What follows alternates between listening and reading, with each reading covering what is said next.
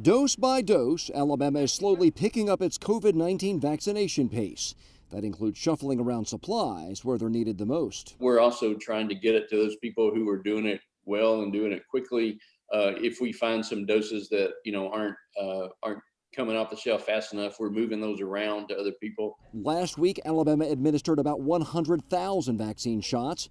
That's a 72% jump in 7 days.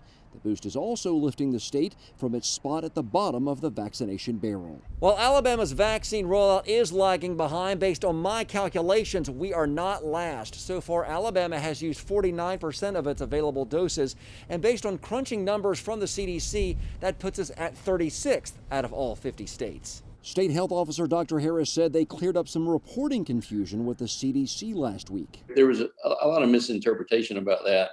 At the same time, I certainly think we could do better. We want to get things out as fast as we possibly can. And now there's news. Johnson & Johnson could soon be ready to ship an additional 100 million vaccine doses to all 50 states. It broke down our population. That's about 1.4 million for Alabama. How would that help this process going forward? That would be tremendous. You know, we could easily do some large-scale vaccination efforts with some of our providers, particularly in our larger cities. Bringing us one step closer to putting this forgettable pandemic behind us. John Papke, WVTM 13. An assisted living home in Mountain Brook finally vaccinating its residents and staff. WVTM 13's Magdala Lusant spoke with some happy folks at the cottages. Anytime you have a change in your life and you're 85 years old, it takes its toll. Jessie Johnston considers herself lucky to be vaccinated. You've already done it. She knows there are still people her age who have yet to receive it. They wanted me to take the vaccination. They encouraged it.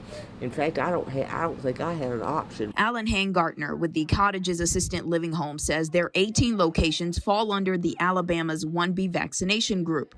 The Mountain Brook site has waited for some time for their Pfizer doses. Nursing homes are a little bit more need-based than assisted living. And so we're 1B, so we're starting the process of getting all of our communities vaccinated. Walgreens is going apartment to apartment vaccinating residents. I'm told a total of 40 people, including staff, are getting vaccinated. We really see this vaccine as a blessing and the first step in getting our communities back to somewhat of normal life. Going back to normal for Johnston, who's never experienced a pandemic in her lifetime. I hope I never have to live through another one. In Mountain Brook, Magdala Lusant, WVTM 13. Well, if you're eligible to get a coronavirus vaccine, you can set up an appointment by contacting the state's COVID-19 vaccine hotline. That number is on your screen right now.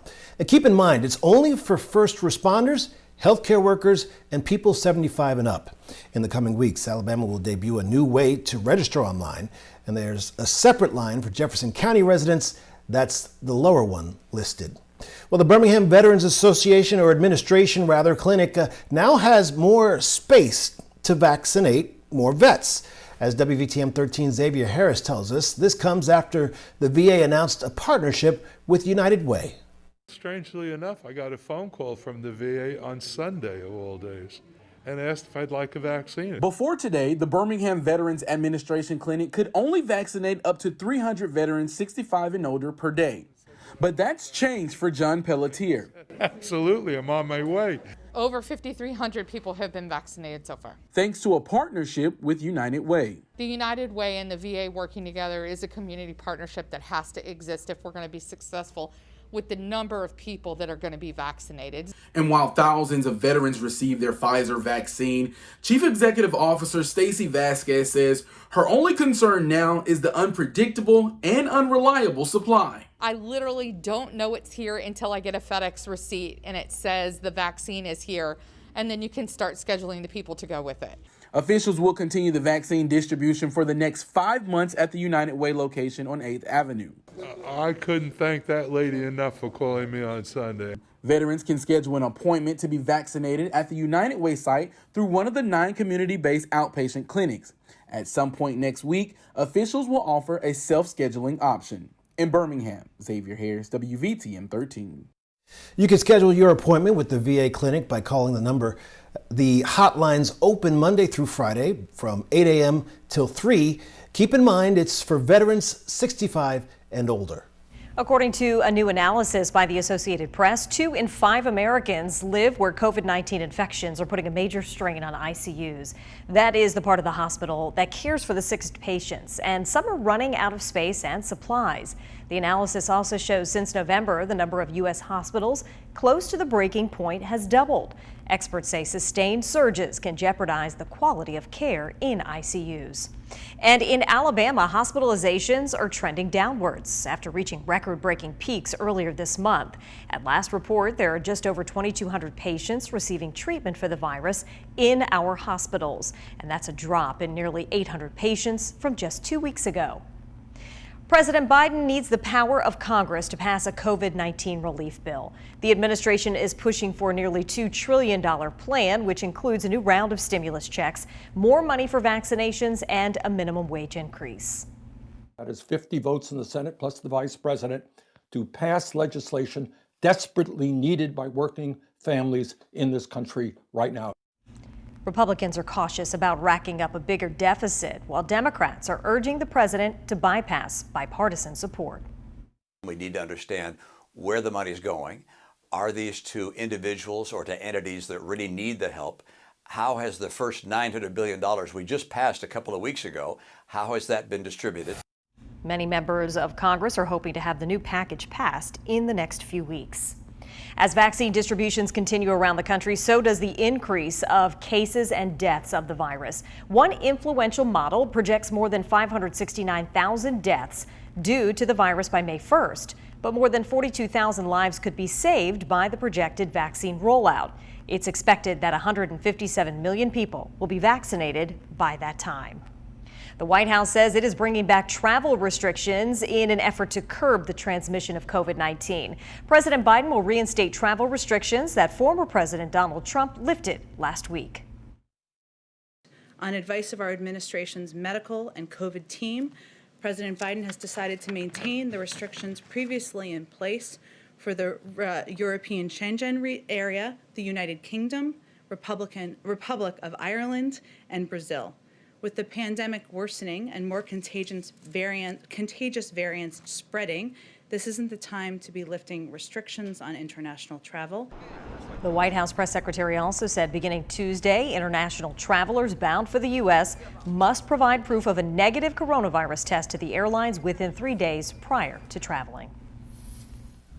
Moderna says it believes its coronavirus vaccine protects against the new variants of the virus. Those variants were first identified in the UK and South Africa. According to the company, the variant first spotted in the UK had no significant impact on the vaccine's effectiveness.